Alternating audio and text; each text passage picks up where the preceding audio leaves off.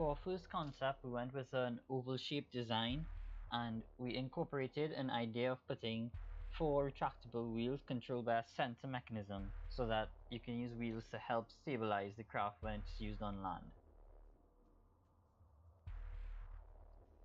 For our second concept here, we decided to go with a sort of U-shaped hull design and allow the cushion to be within the U-shape underneath.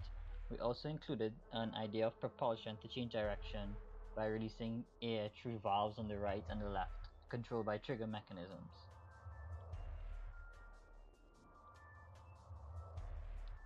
For our prototype design, we decided to go with a double hull type design and turn the valves to the rear so that we can use it to release air to control both forward direction and changes in direction. For the actual build, however, we decided to get rid of this plywood base that we had for 2 concepts on our prototype and use foam.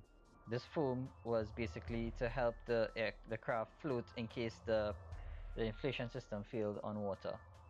Also, we ditched the propulsion mechanism for budget's sake, and we decided to use the U-shaped hull design, but we added a little bit of air pocket in the front and the back to allow for our air cushion to properly develop.